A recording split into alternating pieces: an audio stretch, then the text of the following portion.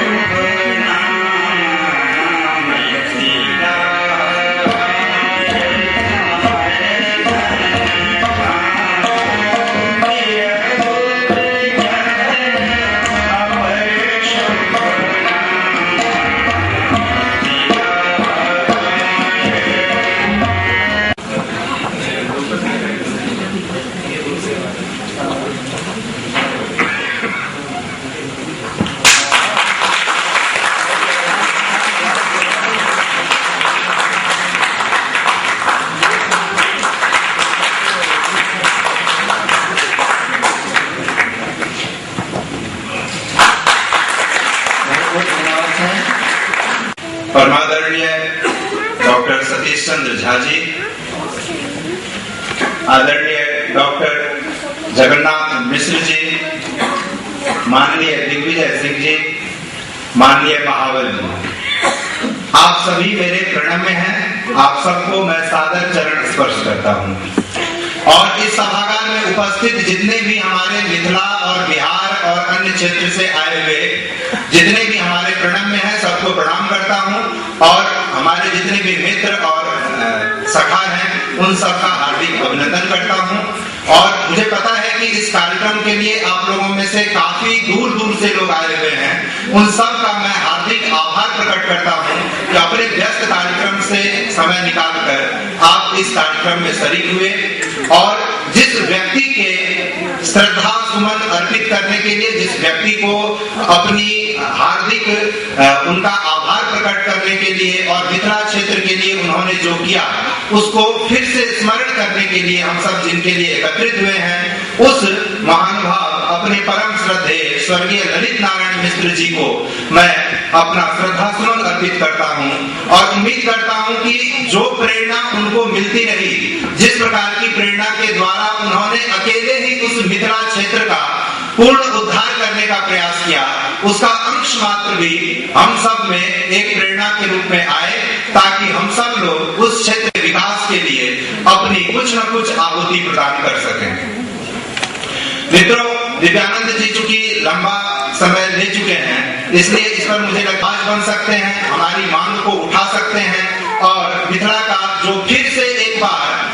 पूरी तरह से ध्वस्त हो चुका है, उस मिथिला का कैसे पुनर्निर्माण हो, इसके लिए प्रयास कर सकते हैं। और महावर जी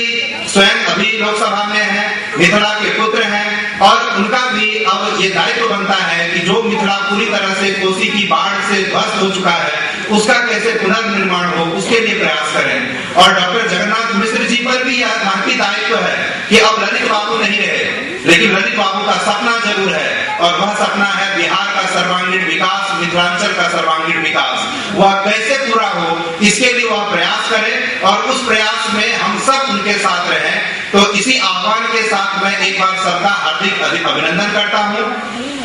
दिव्यांग जी ने कहा इस संस्था के निर्माण के बारे में बहुत संक्षेप में मैं बताना चाहूंगा कि इस बार जब मिथिला में बाढ़ आई तो उस बाढ़ को देखने के बाद शायद ही कोई ऐसे, मिथिला ही नहीं बाहर के भी जो कोई पुत्र होंगे उनके आंखों में शायद ही आंसू न आया हो,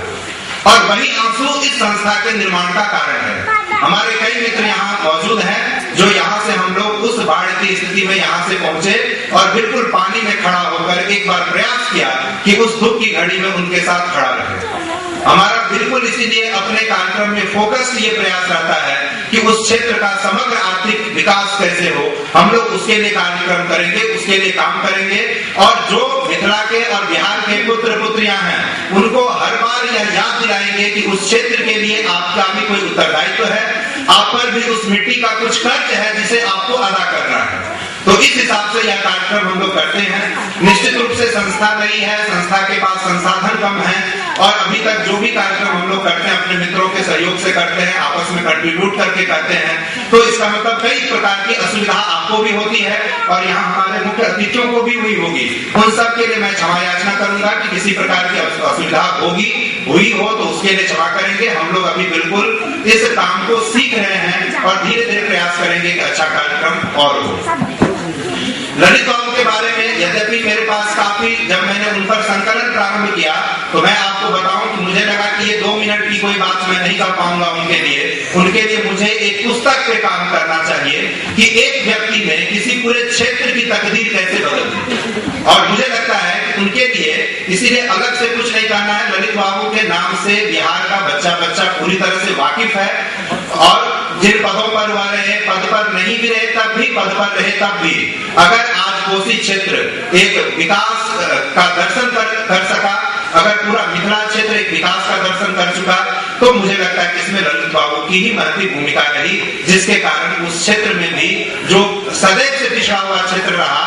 उस क्षेत्र में भी एक विकास की बयान रही। और जब मैं सदैव से पिछड़ा हुआ क्षेत्र कहता हूँ तो वो आर्थिक दृष्टि से कहता हूँ, वह कोसी से प्रभावित क्षेत्र है। आपने हाल में देखा होगा आप लोगों ने कि 150 किलोमीटर वह कोसी बहती रही है। वैसे क्षेत्र को फिर से व्यवस्थित करना यह ललित बाबू जैसे किसी कर्मठ व्यक्ति के बूते की ही बात थी, सामान्य व्यक्ति के बस की बात नहीं है। तो मुझे लगता है उनके बारे में जितना कहा जाए वो कम है। उनको अपने मन से मैं नमन करता हूँ, उनका अभिनंदन करता हूँ, और ईश्वर से एक ही प्रार्थना करता हूँ कि ललित बाबू की शक्ति का थोड़ा थोड़ा अंश हम सब में डालें, ताकि हम सब भी उस धरती के लिए अपने दायित्व को पूरा कर सके, कुछ काम कर सके।